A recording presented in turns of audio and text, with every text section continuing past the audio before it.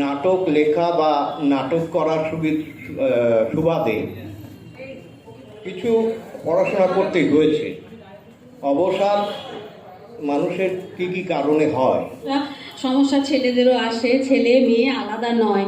আমাদের মনে হয় যে আমরা মেয়েরা বোধহয় মেয়েদেরকে একটু বেশি প্রোটেকশন রাখতে হবে বলে হয়তো বাবা মা বা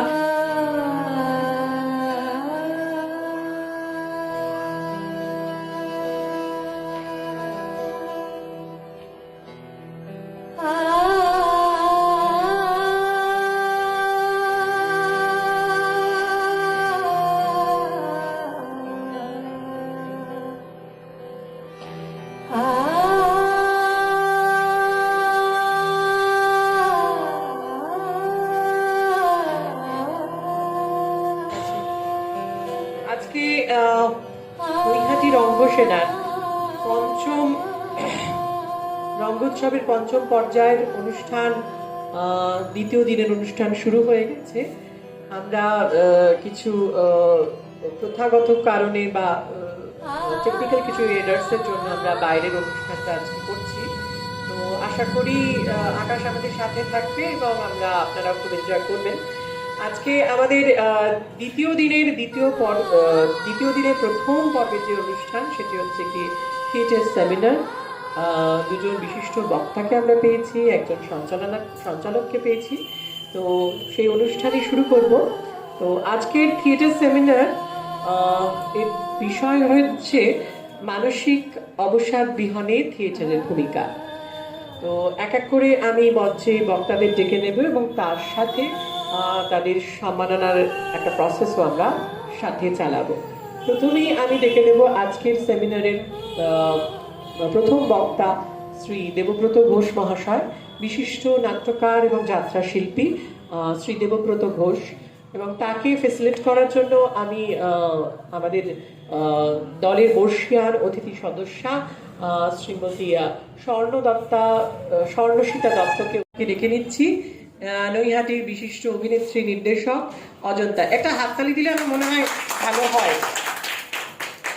অজন্তা থেকে ফেসিলিট করার জন্য আমি আমাদের দলের পরিচালনা সমিতির কোষাধ্যক্ষা কুমারী শিলা নাথকে ডেকে নিচ্ছি ফেসিলিট করার জন্য।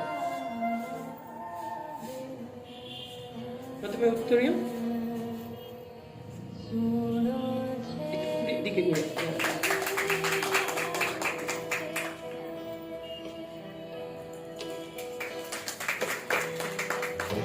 সব স্মারক এবং ক্রিস্টাল রশিয়াল। Thank you Riya, thank you Sheela. Ajanta দিক প্লিজ।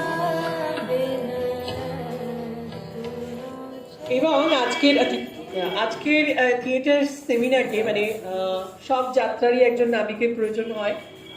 তো সেই কারণেই আজকে থিয়েটার সেমিনারকে সঞ্চালনা করার জন্য আমি আমাদের দলের বিশিষ্ট অভিনেত্রী এবং বাচিক শিল্পী শ্রীমতী মহুয়া পৈতকে ডেকে নিচ্ছি। এবং মহুয়া পৈতকে ফেসিলিটেশন করার জন্য আমি আমাদের দলের অ্যাসিস্ট্যান্ট সেক্রেটারি পরিচালনা সমিতির শ্রী দিব্যেন্দু ভদ্রকে বলছি ফেসিলিটেট করার জন্য। ওদের একটু সামনে চলে আসুন। অযোধ্যা দিবস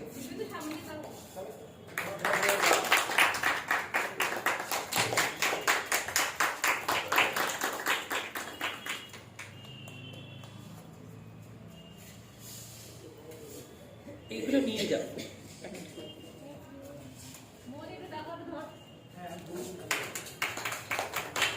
একটু মহাদীপ আসন গ্রহণ করুন এবং আজকে থিয়েটার সেমিনার শুরু হোক। আলোচনা প্রশ্নোত্তর ভাবে যাব না মানসিক, আমি তো এটা জানতাম না। মানসিক ব্যাপারটা তো মনোরোগ বিশেষজ্ঞর কাছে যেতে হবে। আমি যেটা জানতাম সেটা হচ্ছে অবসাদ নিরসনে থিয়েটারের ভূমিকা। হ্যালো, অবসাদ মানে অবসাদটা মানসিক দিক, সেই কারণে অবসাদের চূড়ান্ত পরিণতি হচ্ছে মানসিক রোগগ্রস্ততা। আর সে মানসিক রোগ হয়ে গেলে আমার মনে হয় মনোরোগ বিশেষজ্ঞর পরামর্শ নেওয়াটাই ভালো। এটা কি? হ্যাঁ, যেটা বলছিলাম মানসিক দিক বলতে অবসাদটার থেকেই মানসিক হতাশাটা মানুষের আসে। প্রথমে অবসাদ থেকে শুরু হয় এই হতাশাটা। হ্যাঁ, তো আপনার তাহলে- কাছে সেইটাই প্রশ্ন যে অবসাদ নিরসনে থিয়েটারের কি ভূমিকা? এখন ঘটনা হচ্ছে অবসাদ, মানসিক অবসাদ। আমি প্রথমেই বললাম যে আমি কিন্তু মনোরোগ বিশেষজ্ঞ নই। অবসাদ সম্পর্কে নাটক লেখা বা নাটক করার সুবাদে কিছু পড়াশোনা করতে হয়েছে। অবসাদ মানুষের কী কী কারণে হয়। মূলত আমরা কেউই সমাজের বহির্ভূত মানুষ নই, আমরা সমাজবদ্ধ মানুষ। সমাজের আর্থ-সামাজিক পরিকাঠামোর ভেতরেই আমরা থাকি। সেটা যেরকমভাবে চলে সেরকমভাবে আমরাও চালিত হই। এই চালিত হওয়ার পর্যায়ে বিভিন্ন সমস্যা আমাদের সামনে আসে। সেই সমস্যাগুলোকে আমরা অতিক্রম করে ফেলতে পারি, আবার কখনো না অতিক্রম করতে পেরে ওটাকে নিয়ে খুব গভীরভাবে চিন্তামগ্ন হয়ে কিছু অবসাদগ্রস্ত হয়ে পড়ি। তো অবসাদের আসার আগে একজন বিশিষ্ট মানুষের কাছে আমি একটি খুব সুন্দর কোটেশন টাইপেরই শুনেছিলাম। মানুষের ভেতরে কিছু বিলাসিতা বোধ কাজ করে। কেউ খুব সুখী থাকতে পছন্দ করে, এটাই তার বিলাসিতা। কেউ নিজেকে খুব দুঃখী ভাবে, এটাই তার বিলাসিতা। কেউ ভোজন বিলাসী, কেউ রসিকতা প্রিয়, এরকম নানান রকম বিলাসিতা থাকে। এই দুঃখ বিলাসিতা অতিরিক্ত, যেটা চাণক্যদেবের কথা, কোনো কিছুই অতিরিক্ত ভালো নয়, তার একটা সীমারেখা থাকা দরকার। এই দুঃখ বিলাসিতা নিজের ভেতরে কুঁড়ে কুঁড়ে নিজেকে ক্রমে নিষ্ক্রিয় করতে থাকে। আর এই নিষ্ক্রিয়তা থেকে নানান রকমের চিন্তা বিলাসিতা জন্ম হয় এবং সে তার কল্পনায় ছবি আঁকতে শুরু করে, যে ছবিগুলোর মধ্যে সেই সব থেকে দুঃখী মানুষ আর বাকিরা প্রচণ্ড সুখে আছেন। এই ভাবনা তাকে ক্রমশ অবসাদের দিকে ঠেলে দেয়। এখন প্রশ্ন হলো, অবসাদগ্রস্ত কেউ হয়ে গেছে,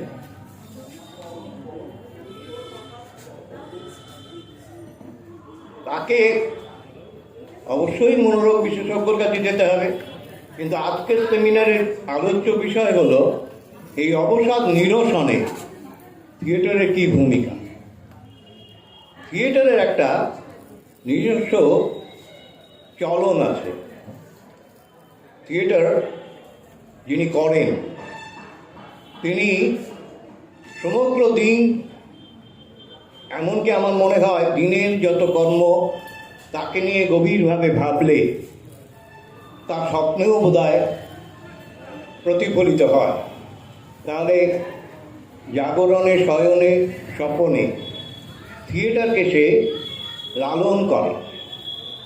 এই থিয়েটারকে লালন করতে গিয়ে সে, আমি কিন্তু থিয়েটার কর্মীদের কথা বলছি, সে যে বিভিন্ন চরিত্রকে দেখতে পায়, যে চরিত্রগুলি তার মতো নয়, কিন্তু মানুষ, আমি, আপনি, আপনারা সকলেই একটা স্ট্রাকচারের ভেতরে আছি, কিন্তু তার মধ্যে বৈশিষ্ট্য আছে বলে আমি, আপনি, বৈশিষ্ট্যগত কিছু তফাৎ আছে আমাদের, কিন্তু আমরা একটা কাঠামোর ভেতরেই থাকি।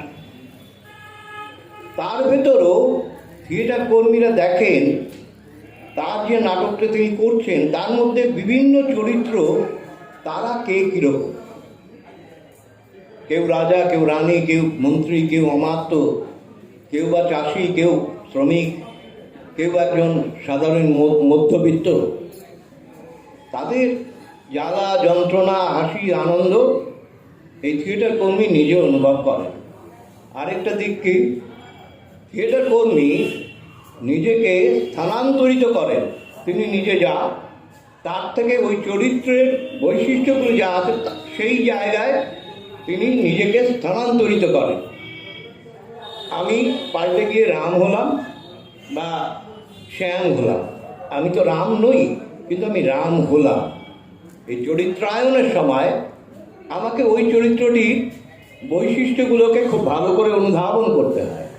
এই অনুধাবন করার ফলে সে জানতে পারে, চিনতে পারে, বুঝতে পারে যে তার সঙ্গে অন্য যারা আছেন তারা তার থেকে কতটা বেশি দুঃখী বা কতটা কম দুঃখী বা তার থেকে কতটা বেশি সুখী।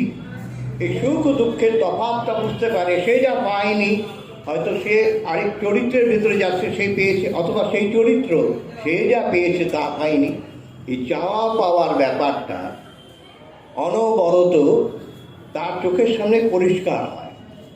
থিয়েটার কর্মী স্বভাবতই নিজে অনুভব করে যে সমাজে আর যারা আছেন তারা তার থেকেও অনেক বেশি দুঃখী। কেননা থিয়েটার সমাজকে একটা বার্তা পৌঁছায়, বার্তা দেয়, যে মানে বার্তার আমি মধ্যে আমি একটা কথা বলছি দাদা, সেটা হলো আপনি যেটা বলছেন যে চাওয়া পাওয়ার যে ডিসব্যালেন্স, সেইটা থেকেই মানুষের অবসাদ আসে।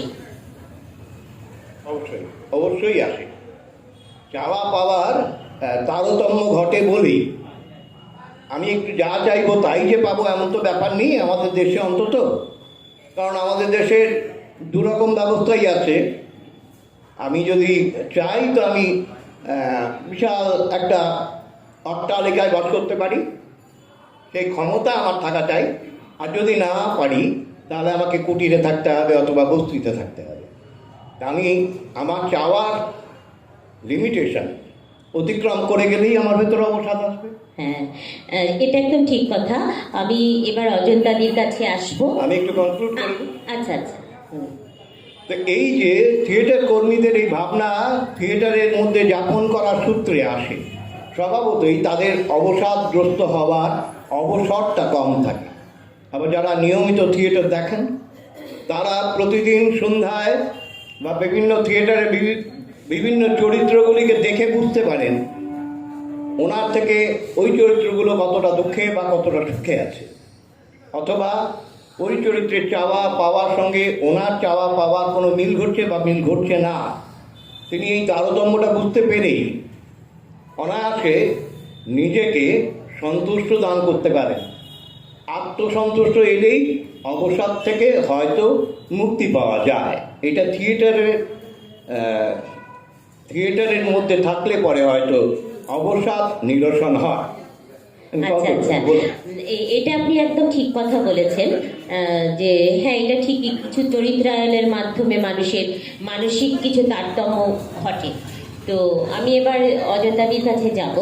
অজন্তাদির কাছে প্রশ্ন যে একজন মহিলা হিসেবে, হ্যাঁ, কারণ মেয়েদের তো সামাজিক অনেক রকম বাধা থাকে, তো সে একজন মহিলা হিসেবে আপনি এই বিষয়টাকে কিভাবে বিশ্লেষণ করবেন? যে কারণ কি এই মেয়েদের যে বাধা নিষেধগুলো থাকে তার থেকে কিন্তু মহিলাদের এই অবসাদ ব্যাপারটা অনেক আসে, অনেকাংশে আসে। হ্যাঁ, হয়তো পুরুষদেরও কিছু থাকে, কিন্তু মহিলারাই বেশিরভাগ মানে বলি প্রদত্ত। তো সেই কারণে আপনাকে আমি অনুরোধ করব যে এই মহিলাদের নিয়ে এই অবসাদ ব্যাপারটা যদি আপনি এক্সপ্লেন করেন। সবাইকে আমার প্রণাম জানিয়ে আমি বলছি, আমি মেয়ে, হ্যাঁ মেয়ে হিসাবে তো অবশ্যই আলাদাভাবে ছেলে মেয়ে, কিন্তু আমি জবে থেকে ধরুন আমার জ্ঞান হয়েছে, একটু বড় হয়েছি, মানে সেদিন থেকেই মানে আমি যে মেয়ে আমার আলাদা করে বাধা আসবে এটা মাথার মধ্যে আসেনি। হয়তো বা সেরকম পারিপার্শ্বিক অবস্থার মধ্যে পড়িনি বলে, কিন্তু অনেককে দেখেছি অনেক রকম সমস্যা ছেলেদেরও আসে। ছেলে মেয়ে আলাদা নয়। আমাদের মনে হয় যে আমরা মেয়েরা বোধহয় মেয়েদেরকে একটু বেশি প্রোটেকশন রাখতে হবে বলে হয়তো বাবা মা বা বাড়ির পরিজনরা বলেন যে এত রাতে এসো না। ছেলেদেরও কি নেই? আমার ছেলে বড় হয়েছে, তাকেও আমি বলি যে এর বেশি রাত করো না, এর মধ্যে ফিরো। আর মানসিক অবসাদ, দেবব্রতবাবু বললেন মানসিক অবসাদ অনেক কিছু কারণে হয়। আমার খুব মানে কাছের মানুষ চলে গেলেন, তার থেকেও কিন্তু আমি অবসাদগ্রস্ত হতে পারি। সবসময় চাওয়া পাওয়া এ দুটোর সাথে মিল খুঁজতে গেলে কিন্তু হয় না, একেবারেই হয় না। ধরুন আমি থিয়েটারে যে চরিত্রটা আমি হয়তো করতে পারি, আমার মনে হচ্ছে আমি করতে পারবো, আমার সেই ক্ষমতা মানে ক্যাপাবিলিটি রয়েছে, সেটা আমি পেলাম না। তার থেকেও আমি দেখেছি কারোর অবসাদগ্রস্ত কেউ বা মানে অবসাদের মধ্যে দিয়ে চলতে থাকে। তা বলে সেটা এমন পর্যায়ে পৌঁছবে না, অবসাদের শেষ পর্যায়ে আমরা কি ভাবি যে সে নিজেকে শেষ করে দেবে, তেমন নয়। অফিসে গেলে অফিসে আমাকে দিয়ে অন্য কাজ করানো হচ্ছে, যে কাজের জন্য আমাকে নিয়ে যাওয়া হচ্ছে সেই কাজ ছাড়াও আমাকে অন্য কাজ করতে হচ্ছে, তার থেকেও হয়। বাড়িতেও কি হয় না, বাড়িতেও হয়। প্রত্যেকটা মানুষই মানে অবসাদের মধ্যে দিয়ে যেতে যায়, কেউ কম কেউ বেশি, কিন্তু আমাদের কথা হচ্ছে কি সেটা থেকে আমরা কিভাবে উত্তীর্ণ হব। মানে আমার সেই জোরটা থাকতে হবে, সেই জোরটা আমার তখনই থাকবে যখন আমার নিজের প্রতি সম্পূর্ণ আস্থা থাকবে। সেই আস্থা অর্জন কিন্তু করায় থিয়েটারের মাধ্যমে। আমরা অবশ্যই একথা বলবো না থিয়েটার ছাড়া আর কিছুতে কোনো রকমভাবে আমরা শিখতে পারি না বা শিক্ষা হয় না, আমাদের মনের জোর বাড়ে না, তা কেন? সবার আগে তো বই পড়তে হবে। বই পড়লে আমরা তার থেকে অনেক কিছু জানতে পারছি, তার থেকে মনের জোর বাড়ে। অনেক মানুষের, সবচেয়ে বড় কথা কি, থিয়েটারে আমরা অনেক মানুষের সাথে পরিচিত হতে পারি। এই যে আমি মঞ্চে বসে আছি, মঞ্চ এটাও মঞ্চ, মাটিও মঞ্চ, তো আমি মাটিতে বসেও বলতে পারি, রাস্তায় দাঁড়িয়েও বলতে পারি, বা আশপাশের সমস্ত মানুষজন কতজন যাচ্ছেন তাদেরকেও দেখছি। সবাইকে যদি আমি দেখতে থাকি, বুঝতে থাকি একটু একটু করে, যে সে কেন কুকুরটাকে ধাওয়া দিল, কেন ঢিল ছুঁড়লো, এইগুলো যদি বুঝতে থাকে, এই যে বোঝার ক্ষমতা, সেই ক্ষমতা কিন্তু তৈরি করে আমার থিয়েটারে। অবশ্যই তার আগে পড়াশোনা আছে, আমার পারিপার্শ্বিক অবস্থা, তার চেয়েও তো বড় কথা অবসাদ তো আরও বড় একটা জায়গা আছে, অর্থের যোগান যদি আপনার না থাকে, তাহলে আমি কোন দিক থেকে বলবো অবসাদ কিসে হয় না? সব কিছু তো হয়, কিন্তু সেটা থেকে আমরা যদি মানে কি বলবো নিজেকে গুটিয়ে নিয়ে আসতে পারি বা চরম পর্যায়ে না যাই, তার জন্য কিন্তু থিয়েটার অনেক বেশি সাহায্য করে। একটা সময় আমার থিয়েটারে অনেক বন্ধু বান্ধবকে দেখেছি, আমি ছেলে মেয়ে আলাদা করে বলছি না, তারা প্রচণ্ড রকম মানে অবসাদগ্রস্ত, বাড়িতে তাদের নানান সমস্যা, কিন্তু সেই মানে অভিনেতা বা অভিনেত্রী যখন মঞ্চে ওঠে তার কিচ্ছুটি মনে থাকে না, সে দিব্যি সমস্ত নাচছে, গাইছে, অভিনয় করছে। আর থিয়েটারে আরও বেশি কেন মানে মানুষের মানে আমি কি বলবো, পায়ের নখ থেকে মাথার চুল পর্যন্ত কাজ করে যখন আমরা থিয়েটার করি। গানে শুধু গলা আছে, সবসময় যে প্রাণ থাকে তা কিন্তু না। যদি প্রাণ থাকেও বা অবশ্যই পায়ের নখ থেকে মাথার চুল হয় না, নাচেও হয় না, হাঁটতে গেলেও হয় না, কিন্তু থিয়েটার এমন একটা জায়গা যেখানে আমরা তার মাধ্যমে সমস্ত কিছুকে পরিচয় করতে পারি, সব কিছুর মুখোমুখি হতে পারি। তাহলে কি হচ্ছে, থিয়েটারে আসলে আমার তো মনে হয় থিয়েটার হচ্ছে আমার কাছে একটা সত্তা, আমার একটা যাপন, আমার জীবন মানে জীবন যাপনই বদলে দিতে পারে, বা এইভাবে আমি আমার জীবনটাকে যাপন করতে পারি, সেটা শেখায়, অনেক কিছু শেখায়। আমি কি বলবো, আরও কিছু বলার আছে। থিয়েটার আমাদের ধরুন এই যে এখন যে সমাজ ব্যবস্থা, এখন কেন আজ থেকে যখন থেকে আমি বড় হয়েছি, জ্ঞান হয়েছে, তবে থেকেই দেখছি খালি দৌড়ো, মানে অনেক কিছু পেতে হবে, এটা কেন হলো না, ওটা কেন হলো না, এটা পারতে হবে, এটা পারতেই হবে, এটা আমার না পেলে আমার হবে না, আমার রাতে ঘুম চলে যাবে, খিদে চলে যাবে। এই যে ভেতরের যে খিদেটা, এই খিদেটা মানুষ মাত্রই থাকে, কম বেশি। এবার যদি আমি ধরুন বেশি চাইতে থাকি, অথচ পাচ্ছি না, পাওয়ার ঝুলি কমে যাচ্ছে ক্রমশ, অথচ আমি নিজেকে তৈরি করছি না যে আমি ওই জায়গাটা পৌঁছবো, কেন পারলাম না, সেই অ্যানালিসিসটা করলাম না। কোনো কিছু যদি না করতে থাকি, তার দিনকে দিন তো আমার তো না পাওয়ার ঝুলিটাই হবে বেশি, পাওয়ার ঝুলি শূন্য হতে থাকবে, তখনও কিন্তু আমি অবসাদগ্রস্ত হতে পারি। আমার আরেকটা জিনিস মনে হয় যে আমাদের ভেতরে নেগেটিভিটি আর পজিটিভিটির একটা ব্যাপার আছে, ব্যালেন্স করাটা। আমরা বড় বেশি নেতিবাচক হয়ে গেলে নিজের ভেতরের যে কনফিডেন্স সেটাকে লুজ করতে থাকি। আমাদের দৈনন্দিন জীবনযাপনে আমার দ্বারা হবে না, আমার ওসব আমার জন্য ওগুলো নয়, এগুলো তো প্রথম থেকেই যদি আমরা ভাবতে শুরু করি, তাহলে আমার পজিটিভ মেন্টালিটিটা না থাকলে আমি কোনো কাজেই সফল হব না। আর থিয়েটারে বিশেষ করে শিল্পীরা, অভিনেতা অভিনেত্রীরা বা অন্য কলাকুশলীরা এটা ফ্রিকশন অফ সেকেন্ডের মধ্যে ট্রান্সফার করে। একদমই নেগেটিভ ঠিক। অ্যাটিটিউড থেকে সে পজিটিভ অ্যাটিটিউডে চলে যায় এবং ওই ফ্রিকশন অফ সেকেন্ডের ভেতরে সে কিন্তু পার্টিসিপেট করে। কি মিউজিক দেবে কি লাইট দেবে, যে ফ্রিকশন অফ সেকেন্ড অভিনয় করছে, চরিত্রায়নের চেঞ্জ, একদম, হ্যাঁ, সরাসরি সরাসরি। টু ওয়ান যোগাযোগ, এই একটা মাধ্যম। সিনেমা করছেন, আপনি পর্দায় আছেন, সামনে কে কী বললো, কীরকম প্রতিক্রিয়া হচ্ছে দেখতে পাচ্ছেন না।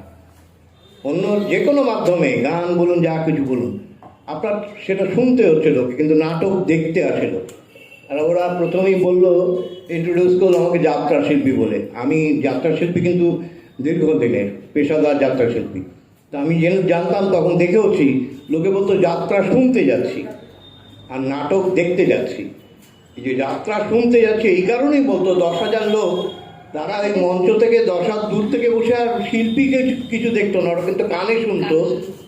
উচ্চ পর্যায়ে একটা মাত্রায় গলার নানান রকম মডুলেশন, সেগুলো কিন্তু মানুষ শুনতো যাত্রা। আর মানুষ কিন্তু নাটক দেখে। এই দেখা, এটা 1-to-1 কন্ট্যাক্ট হয় শিল্পীর সঙ্গে দর্শকদের। এটা একটা ভীষণ পজিটিভ সাইড, এবং এই পজিটিভ সাইডটা ফ্রিকশন অফ সেকেন্ডের মধ্যে ট্রান্সফার করতে হয়। হ্যাঁ হ্যাঁ, ঠিকই। আর যিনি দেখছেন তার মধ্যে এই সমস্ত রিপার্কেশন হচ্ছে তা কিন্তু নয়। আমি এমন মানুষকে দেখেছি যিনি মঞ্চ থেকে নেমে বাকরুদ্ধ হয়ে যান আর কথা বলতে পারেন না, আবার কান্নায় ফেটে পড়েন বা ভেঙে পড়েন, তেমন মানুষও আমি দেখেছি। তেমন মানে অভিনেতা বা অভিনেত্রীকে দেখেছি। তার মানে কি, মঞ্চে যেমন হচ্ছে বিস্ফোরণ, দর্শকদেরও হচ্ছে। দু পক্ষই মানে একদম সরাসরি যোগাযোগ বলতে যেটা বোঝায় সেটাই হয় থিয়েটারে। হ্যাঁ, অবশ্যই। হ্যাঁ, সেটাই, মানে এইটাই কিন্তু থিয়েটারের অ্যাডভান্টেজ। হ্যাঁ, সেটা একদম ঠিক কথা। এই যে এতক্ষণ যে অজন্তা দি এবং দেবব্রত মহাশয় যে বললেন, সত্যি কথা, থিয়েটার কিন্তু আমাদের জীবনে ওতপ্রোতভাবে জড়িত আছে। সেটা হয়তো দিদি অনেকে মঞ্চে না করলেও, দেখতে আসলেও কিন্তু সেটাতে কাজে আসে, তাই না? কেন কি, সেই দেখার যে, ও যেটা দাদা বললেন 1-to-1 রিয়াকশন, সেটা কিন্তু সত্যিই মানে একটা কাজের জিনিস। মানে তাতে মানুষের ভেতরের অবসাদ কিন্তু অনেক কেটে যেতে বাধ্য, তাই না? আর থিয়েটারটা যেহেতু সম্পূর্ণ, মানে একটা সম্পূর্ণ বলা যেতে পারে, নাচ গান নাটক সমস্ত কিছু নিয়ে একটা থিয়েটার, তো সেখানে মানুষের কিন্তু একটা মানসিক উপকার তো হয়। তো আজকের আলোচনা থেকে কিন্তু আমরা এখানে আসতে পারি যে থিয়েটার কিন্তু মানসিক অবসাদ কাটানোর একটা মানে ভীষণ ভালো একটা জায়গা। তো সবার কাছে বা আজকে নতুন প্রজন্মের কাছে আমাদের সবারই আশা বা ভরসা বা বলা যায় অনুরোধ যে তারা বেশি করে নাটক করুক, নাটক দেখুক, তারা নাটকে থাকুক, এবং তাতে তাদের উপকার হবে এবং তারা আরও জীবনে মননে যাপনে এগিয়ে থাকবে। আপনাদের যদি কিছু প্রশ্ন থাকে, এটা একটা আলোচনার মতন আর কি, যদি কেউ কিছু বলতে চান আর কি, প্রশ্ন থাকে, সেটা করতে পারেন। শুধু প্রশ্ন কেন, যদি কিছু বলার মতামত থাকে, মতামত। একটু মাইকটা দাও।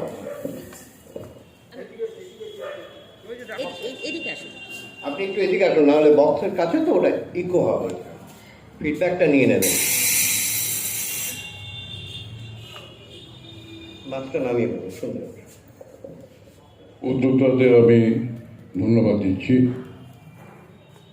আমি ডাক্তার বাসুদেব গঙ্গোপাধ্যায় বলছি, আমি এলাকার।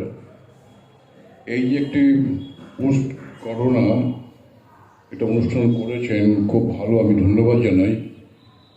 এই যে বিশেষ করে অনেক মানুষ বলিদান হয়েছেন, চিকিৎসক সমাজ যে এই পিছনে সেবা কাজ করেছেন না, বহু করোনা যোদ্ধা, তারা কাজ করেছেন। সত্যি কথা কি, কিছুদিন আগে আমি 42 দিনে এই কথাই বলছিলাম, অভিনেতা সুভাষিস মুখার্জি ছিলেন এবং সিধু ইউনিভার্সিটি ইনস্টিটিউট, সেখানে একটা অনুষ্ঠানে ছিলাম, এই দুটো কথাই বলেছিলাম যে মানুষকে কিন্তু থিয়েটার একটা বিরাট ভলেন্টারি কাজ করতে পারে, প্রচণ্ড ভলেন্টারি। আজকে দেখুন, নাচ একটা, ড্যান্স একটা শিল্প। উদয় শঙ্কর নাথ বলুন, মমতা শঙ্কর বলুন, থিয়েটার মানুষের প্রাণের কাছে যেভাবে খুব সহজে পৌঁছে যায়। অনেক গুণমুগ্ধ দর্শক আছেন, গুণমুগ্ধ মানুষ আছেন। বিশেষ করে আমরা যারা রেডিওতে, যারা থিয়েটারকে নাটক হিসেবে পরিবেশিত হয়, সেখানে কিন্তু আমরা কানে শুনছি, অথচ কিন্তু দৃশ্যমঞ্চটা যেন আমাদের চোখের সামনে ভাসছে। আমি দুজনের সংলাপ করবো খুব একটি দুটি কথা বলে, কেন নিশ্চয় অনুষ্ঠান আছে আপনাদের। হ্যাঁ, আমি চলার পথে একটু দেখলাম যে এটা কনফারেন্স একটা হচ্ছে নাট্য, আমি চলে এসেছি, ভালো লাগে আমার। এসব ব্যাপারকে আমি সাধুবাদ জানাই, শুভেচ্ছা অভিনন্দন জানাই, এবং এই ধরনের প্রচেষ্টা আগামী প্রজন্ম যারা আসছে তারা যেন তুলে ধরতে পারে। আজকে দেখুন, সিনেমা শিল্প বলুন, অনেক শিল্প কিন্তু আজকে আমাদের অবলুপ্তর পথে। তা থিয়েটার শিল্প, আজকে আমি স্মরণ করছি আমাদের শাওলিদি মারা গেছেন, যে মারা যান উনি আমাদের মধ্যে বেঁচে আছেন, ওনার শিল্পকে আমাদের মধ্যে বাঁচিয়ে তুলতে হবে। কি অদ্ভুত তাদের জীবন জীবিকার মধ্যে দিয়ে এত প্রাণবন্ত। আমি যেটা বলতে যাচ্ছিলাম যে আজকে অঞ্জনা দিয়ে আছেন এবং দেবদত্ত বাবু আছেন, আমি দুজনের কথাকে সামাপ করছি। আই এম নট এক্সপার্ট, নাট্য কিশোর বলছি না, কিন্তু আমি যেটা মনে করেছি, সমস্ত কাজের মধ্যে একটা দর্শন আছে, ফিলোসফি। এই দর্শনটা কিন্তু তিনি একটা ম্যাজিশিয়ান, যিনি জুনিয়র পেয়েছিলেন, তিনি art of philosophy, say magician করছেন ওই জায়গাটার মধ্যে, তিনি হিপনোটিস করে দেখাচ্ছেন। তিনি যদি টাকাটা যদি 1 টাকা 10 টাকা বাইরে করতে পারতেন, তাহলে উনি রঙ্গমঞ্চ শো করে কিন্তু বাইরে জিনিস কিনতেন না। ওইটুকু প্রতিটি ক্ষেত্রে একটা ফিলোসফি বা আর্ট কাজ করে। থিয়েটার একটা বিশেষ ভূমিকা হচ্ছে এই যে যেটা আপনারা আলোচনা করছেন দীর্ঘ সময় ধরে, খুব সুন্দর বলেছেন আপনারা। আপনারা কিন্তু ডাক্তারবাবু না হলেও ডাক্তারের কাছে যেটা একটু অ্যাসিস্ট না, এজ এ ভেরি অ্যাসোসিয়েট করে গেছেন, তার লাইন টেনে গেছেন, দুজনেই সুন্দর। আমাদের মধ্যে যে কাজ করে, একটা হচ্ছে সাবকনসিয়াস মাইন্ড এবং কনসিয়াস মাইন্ড, এবং শরীরের সাথে মন। অনেকে দেখবেন আফটার ডেলিভারি সেও কিন্তু সাইকোলজিক্যাল প্রবলেম হচ্ছে, আফটার ধরুন ক্রিটিক্যাল কেস যখন রোগ, তার থেকেও সে হচ্ছে।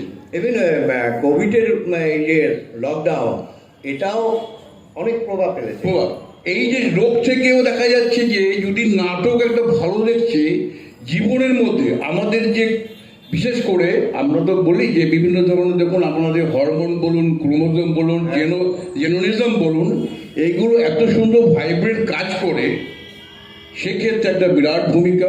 থিয়েটার অ্যানাটমিক্যালি, ফিজিওলজিক্যালি একদম সেখানে পারফেক্টলি, এইগুলো হচ্ছে অ্যানালাইসিস, বিং এর যে মেডিকেল সায়েন্স বলছে, একদম মেডিকেল। এর থেকে বাইরে কিছু নয়। আমি দীর্ঘায়িত করবো না, আমার তো চিন্তা ভাবনা আমি বললাম।